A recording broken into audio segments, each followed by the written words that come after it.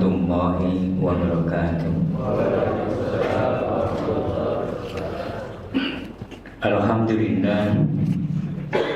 Alhamdulillahilladzi an'amana bi ni'matil iman wal islam alladzi hadana li hada wa ma kunna linahtadiya laula an hadanallah.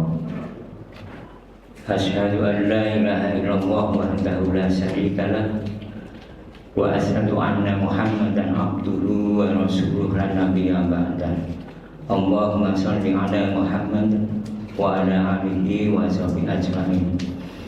Rabbi shrah sadri wa yassir li amri wahlul 'uqdatam min lisani yafqahu qawli. Faqala Allah ta'ala bil Qur'anil Karim, a'udzu billahi minasyaitonir rajim. Wattaqu yawman la tajzi nafsun an nafsin syai'ah wa la yuqbalu minha adlun wa la tanfa'uha syafa'atu wa la hum yunsharun. Dan takutlah kamu pada hari ketika tidak ada seorang pun dapat menggantikan, tidak ada seorang pun dapat membela orang lain sedikit pun. Tebusan tidak diterima, bantuan tidak berguna baginya, dan mereka tidak akan ditolong. Surat Al-Baqarah ayat 123. Di ayat lain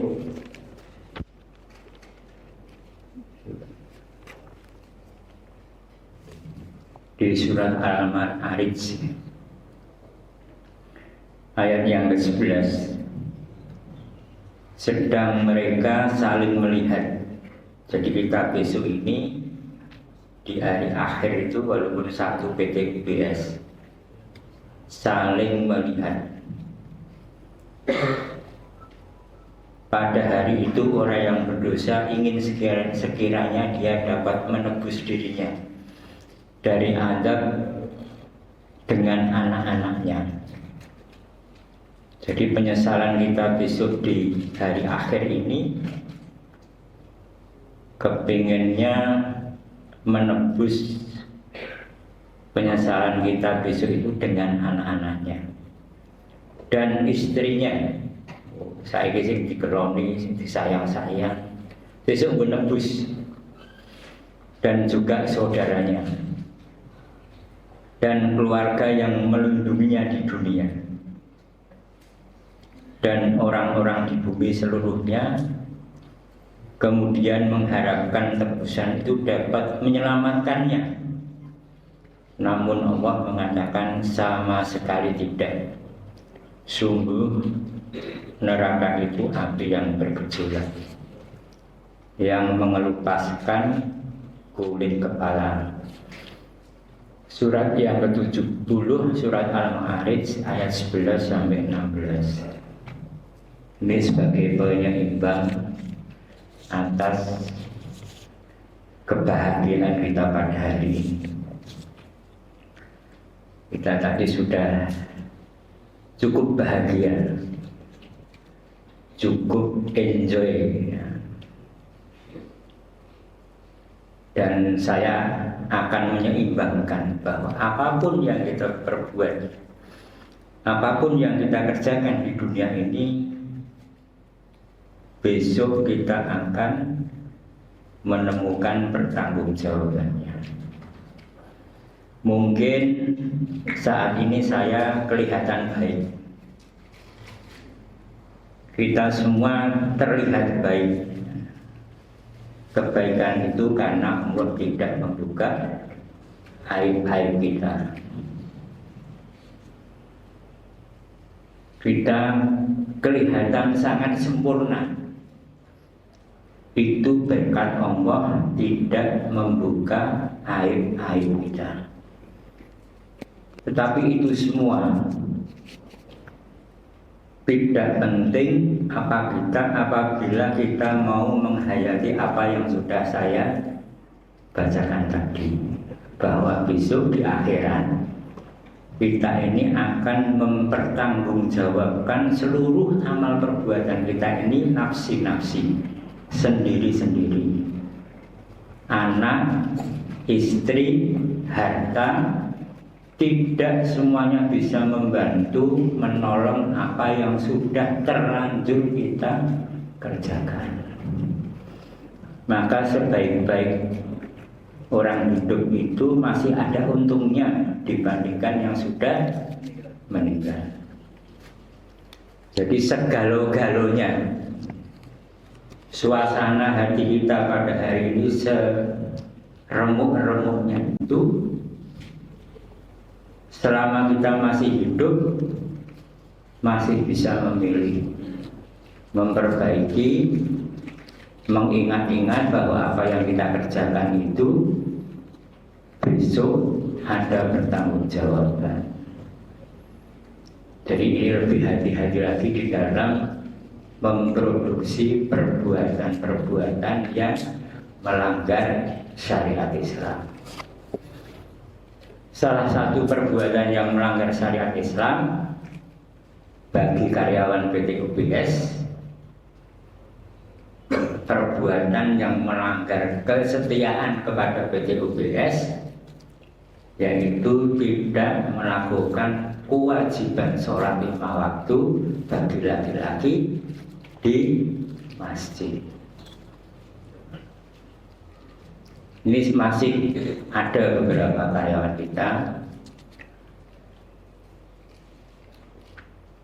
walaupun saya juga tidak meyakini apa yang menjadi keinginan ini bisa terpenuhi. Akan tetapi tadi saya ingatkan bahwa yang laki-laki yang tidak mau sholat 5 waktu di masjid dengan sedang memproduksi pengingkaran terhadap PT UBS. Ini doktrin. Ini memang nggak gampang, terutama orang operation, orang yang suka pergi. Pemenang doktrin yang kedua, setiap karyawan PT UBS wajib membuka Al-Quran tiap hari. Ini juga minta ampun kalau di lapangan. Untung masih ada HP. Jadi kalau jangan buka HP mau coba si jiluro bisa. Tapi kadang-kala kita kan enggak. Sekarang kita ringankan. Jadi kalau habis sholat subuh jenengan mencoba memurojaah atau menghafal ya. Rakyat surat Qul huwallahu ahad. Bisa, karena jangan sudah mencoba membaca Al-Quran lewat hati jenengan, lewat dada jenengan. Ini harus menjadi kewajiban kita bersama setiap hari. Ya. Ini khususnya operation ya. Juga yang accounting ya. Gudang ini menjadi doktrin yang kedua. Karena kita sudah memproklamasikan pekerjaan kita itu adalah ibadah. Sehingga kerja di kantor, kerja di gudang, kerja di restoran itu cuma sampai fokus kita adalah ibadah di 2 titik. Titik pertama sholat, titik kedua baca Quran atau belajar Quran.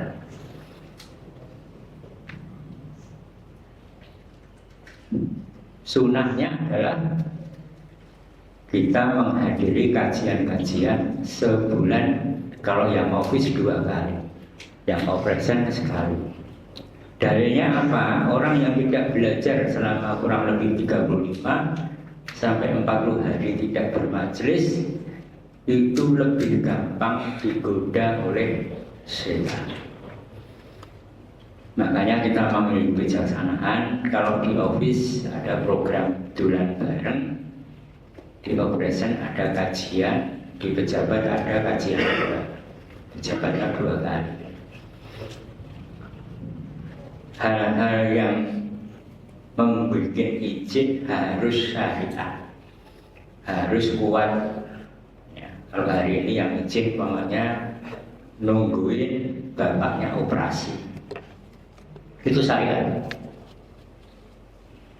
Tapi kalau WA saya izin nggak bisa pengajian, mau kenduri, wah itu tidak tak jawab, artinya saya tidak memberikan izin. Walaupun alhamdulillah hadir tak tes.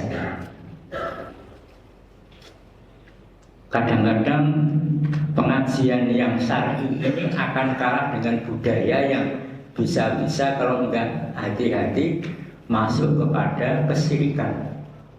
Apalagi di daerah Jogja ya. Dengan dana keistimewaan ini banyak hal-hal yang diciptakan. Nek bagi saya monggo terserah, tapi nek mitabraan karo pengajian itu bukan bagian dari izin syar'i.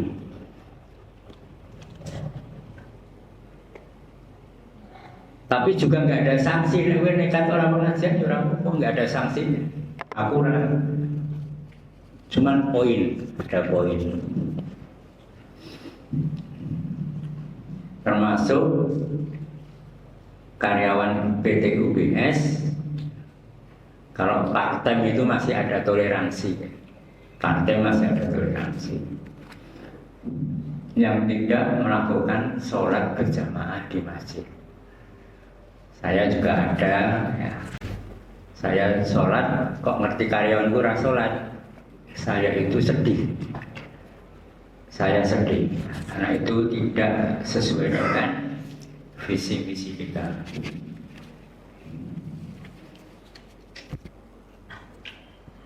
Jadi kembali kepada pokok utamanya bahwa besok kita ini akan bertanggung jawab terhadap apa yang kita kerjakan.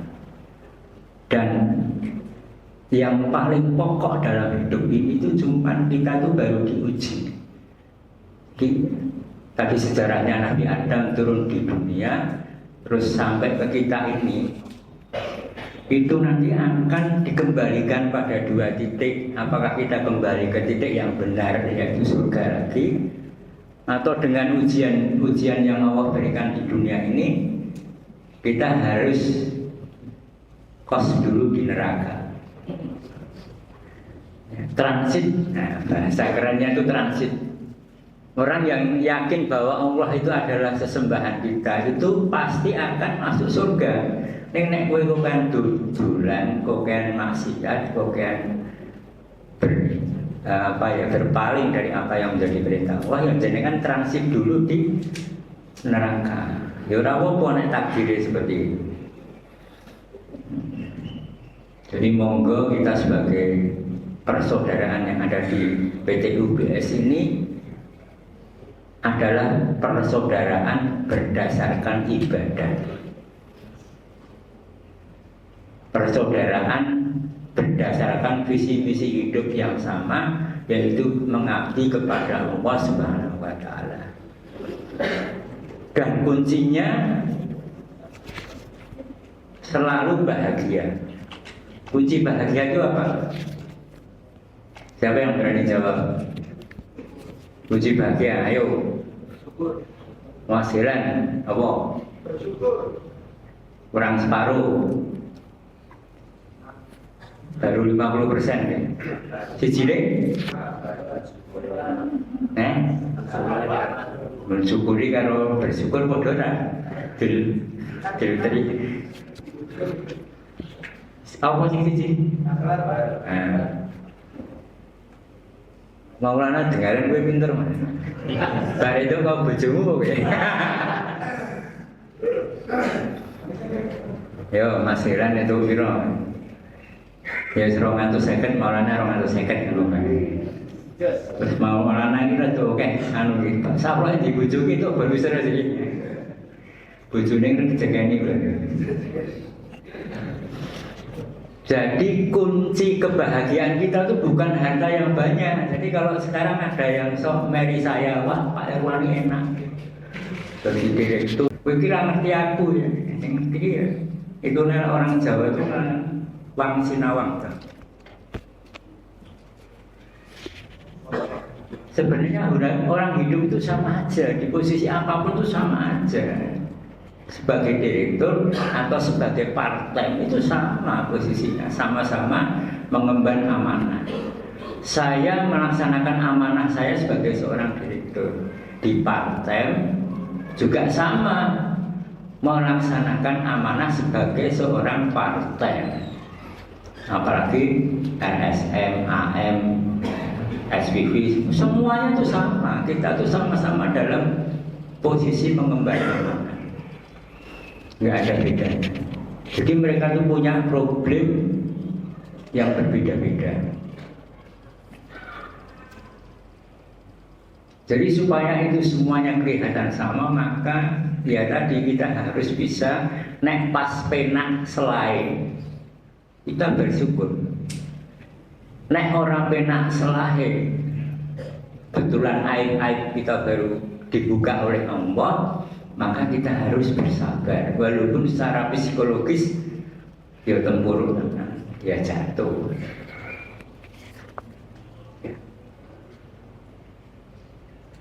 Tapi kita tetap harus bersabar. Kenapa harus bersabar? Ayo support ini. Ini kan semuanya kan rahasia-rahasia hidup. Kenapa apabila kita dalam posisi gak enak, tempuruk, banyak masalah, kita harus bersabar. Sopo sing iso jawab, ayo.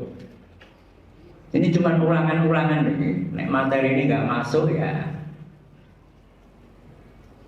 Ayo, Dit. Karena bagian dari bersyukur. Wong sedih kok bersyukur ini caranya gitu. Praktekno gitu. Pamane aku lagi berdoa lagi bojoku, aku sedih saya. Umpamanya. Terus aku bersyukur ini. Ya itu bisa ke sana, tapi kalau untuk awam masih susah. Itu kelas sufi-sufi lah. Karena sufi itu bagian kesabaran nanti kalau ditarik ujungnya juga kembali ke syukur lagi. Tapi kelasnya terlalu tinggi, ya. Yang gampang saja.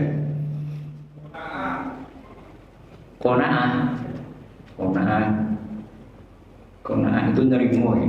Apa mas? Tidak memandang nikmat orang lain dan merasa cukup. Tidak memandang nikmat orang lain. Wong aku bersedih kok tidak memandangnya. Tambah sedih mas sekarang. Karena marah tidak bisa menyelesaikan masalah. Karena marah tidak bisa menyelesaikan masalah. Tapi bukan itu.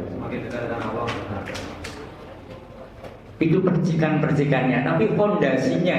Ini penting aku mengulang ini supaya jenengan juga paham terkait dengan konstruksi hidup. Bahasanya rada teknik-teknik sedikit lah. Jadi tadi kan orang bahagia itu konstruksinya harus pandai bersyukur, harus pandai bersabar. Nah, konstruksi bisa bersabar ini kan biasanya kan langsung ngomongannya kan sabar ini kan cuma ngomongnya penak nih sing ngelakoni babak belur. Ngempet. Ayo itu harus ada konstruksinya. Ini fondasi banget dan sudah sering saya sampaikan. Ini mungkin karena ngomongnya terlalu jadi tidak fokus, ini saya fokuskan. Agar bisa bersyukur. Agar bisa bersyukur itu tadi itu wong sufi kaya raimu ra iso nek ngomongke awakmu ya iso nek kowe memperankan gara-gara salah satunya perbuatan hidup saya mau berperan, saya sedih. Lah kesedihan saya ini harus dilandasi bahwa apa yang terjadi dalam diri saya ini terjadi loh ya. Itu atas kehendak izin dari Allah Subhanahu wa taala. Ini penting, ini jenengan sesuatu penting. Kalau jenengan sekarang jadi pegawai saya, itu sudah diizinkan Allah. Jenengan harus bersabar, harus tetap menjalani, karena Allah baru mengizinkan jenengan sebagai karyawan PT UBS. Durung pantes jadi juragan. Pengen juragan, itu mau mencoba juga boleh. Tapi kalau sugeng itu pengen jadi juragan, ya kan juragan apa? Nyatanya ya jadi diri lagi, tapi gagah. Mantan juragan dapat direktur marketing AM, kasir dan cook. Jabatannya banyak banget. Jabatannya apa kan? Saya sebagai kasir, saya sebagai cooknya, kan dia yang masak, sekaligus saya marketingnya, dan saya direktur utamanya juga. Boleh, orang tuh boleh aja mau jadi juragan tuh dicoba, boleh. Ada Mas Sugeng, ada Pak Is itu pernah jadi juragan besar juga, juragan es rujak ya. Gua gagah laris gitu. Gak tahu bertahan berapa tahun, 3 atau 4 tahun ya. Oh 6 tahun. 6 tahun aja bisa nguling. Jadi harus jadi juragan iya orang gampang, orang gampang. Poneh juragan gua kayak pola, anggelan. Ya.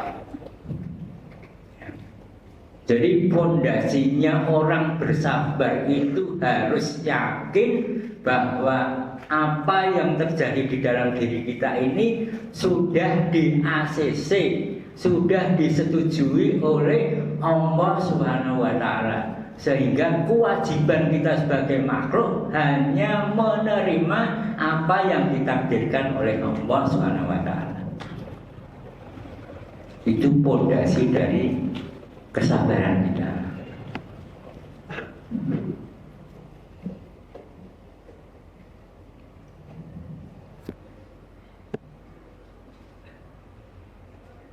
Lah sabar dan syukur ini harus dilengkapi dengan keikhlasan. Jadi kemerdekaan kita hidup di dunia ini tidak lain dan tidak bukan itu kalau jenengan sudah mempunyai rasa ikhlas yang tinggi. Jadi apa yang disampaikan Ustaz Taufik tadi, orang pengaruh sudah pernah saya sampaikan di sini juga. Khalid bin Walid menjadi panglima perang, itu minta ampun ampuhnya. Tapi tatkala dia dilorot jadi pasukan biasa, dia tetap ampuh gitu. Karena dia berperang bukan karena jabatannya, dia berperang karena Allah Subhanahu wa Ta'ala. Jadi saya berharap dari contoh kasus ini, jenengan di posisi apapun itu hanya berhubungan dengan Allah Subhanahu wa Ta'ala. Karyawan jenengan juga harus berhubungan dengan Allah. Saya sebagai direktur, saya juga istilahnya itu pertanggungjawaban saya hanya kepada Allah Subhanahu wa Ta'ala. Aku tuh ora kepengin bolem gampang ini. Saya hanya bertanggung jawab penuh kepada Allah Subhanahu wa Ta'ala. Masing-masing. Karena apa? Ujung-ujungnya tadi yang saya sampaikan, bahwa kelak di akhirat setelah kita meninggal, kita itu akan mempertanggungjawabkan masing-masing nafsi-nafsi. Orang lain tidak bisa menolong anak dienggo nebus ora iso, bojo nggo nebus juga nggak bisa, bondo nggo nebus juga nggak bisa. Padahal sekarang ini kita waktunya habis untuk mencari harta. Ya. Jadi sudah dapat ya, sabar, syukur, ikhlas. Fondasinya takdir. Yes. Terus terkait dengan laporan keuangan ya, tolong Kita sudah share laporan keuangan YIS dan Palestina periode Januari sampai April, supaya kita tuh agak transparan. Dikira nanti itu nggak ada loh biaya untuk karyawan, itu nggak ada. Itu murni semuanya untuk kembali ke umat. Ya, YIS Palestina tidak ada biaya gaji untuk pamane Mbak Mila, Mbak Bisa, itu nggak ada. Itu semuanya untuk umat. Jadi tak balik ke full, ya. Malah utang. Kemarin kata Mas Hadi, utang saya sampai dengan Juli itu 500. Tapi kan keuangannya sampai bulan Mei ya Mas. Berarti masih ada tabungan Juni dan Juli. Nek Romanto seketan dapatnya pas berarti 500. Ya, itu tolong disosialisasikan. Terkait dengan pendidikan,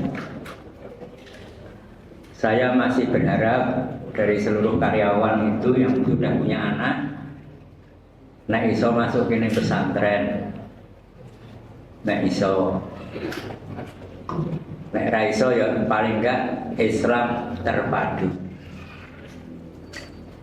Ya, yang punya anak tahun ini yang ke pesantren cuman, kalau yang setahu saya punya Mbak Brisa, gue tak suruh-suruh di Mu'alimin. Dari operasi ada enggak yang masuk pesantren? Gudang orang eneng, office abot. Tolong pendidikan itu menjadi prioritas juga. Oh, pamane bapak ini larang nggak apa-apa, nih anakku pinter larang itu cucu ya. Jadi biaya pendidikan, monggo kalau jenengan keberatan nggak mampu, bisa mengajukan kebijaksanaan. Contohnya Mas Budi itu anaknya kira-kira telu ya Mas, telu atau 2, 3 itu pamane Pak, itu kan saya dapat subsidi cuman kalau nggak salah 80 berapa persen. Wis ra kuat pamane, nggak bisa mengajukan penambahan subsidi, tapi itu kebijaksanaan. Boleh, yang menyerah ini langsung nggak apa-apa. Karena pendidikan itu penting ya, apalagi pendidikan agama. Kegagalan kita itu adalah dipukul dari kita itu bodoh. Islam ini akan gagal, Islam itu tidak menyala karena kita dipukul oleh kebodohan. Ingat kemarin ya, urusan permainan fun, permainan termasuk sepak bola, pakaian, termasuk HP itu kan game banyak banget. Makanan 3F ya, food, fun, fashion. Ini dulu saya kecil ini didoktrin, sekarang hasilnya anak EDW doyan sayur. Beneran? Hasilnya saya doyan sayur anak orang. Senengane geprek. Stres wae anak saya. Bisa kayak sayur. Pelet wah. Gimana anak kita akan baik kualitas, sehingga kan anak-anak sekarang juga ketoknya sehat-sehat tapi sebenarnya kan nggak sehat. Karena nggak suka sayur, instan makanan kita disikat saja minuman-minuman instan. Ya, makanan kacau, permainan, nyapih HP anakmu angel pol. Gampang nyapih saka pentil dibandingkan daripada HP. Tenang lagi, anak saya kan sapih karo HP itu masa apa? Iso ember di mencelat tekan kasur. Anak-anak kita dulu rantai hadap di sana. Makanya saya kepingin anak-anak kita tuh diajari adab di Islam terpadu, di pesantren. Bayar larang rapopo, insya Allah nek gebreke isih payu, isih iso bayar sekolah anakmu. Saya akan mengalokasikan dana yang besar untuk proses pendidikan. Oke. Tahun ini nggak dapat banyak, hanya dapat 1 dan anak saya 1 cuma 2. Dengan kepingin anaknya sekolah di Sahabat Quran boleh, nek mampu persaingannya. Itu bayarnya ya mahal, rapopo ya. Yang penting hasilnya apik. Uang mukanya kalau di Sahabat itu sekarang 25.700 oh ya kemarin saya lupa. Di Lukman Hakim masa sekarang sudah di atas. Pak Wagianto kan berapa? Nah 24 Lukman Hakim. Nek anakmu iso ra apa, aku seneng karena kan kualitas pendidikannya bagus.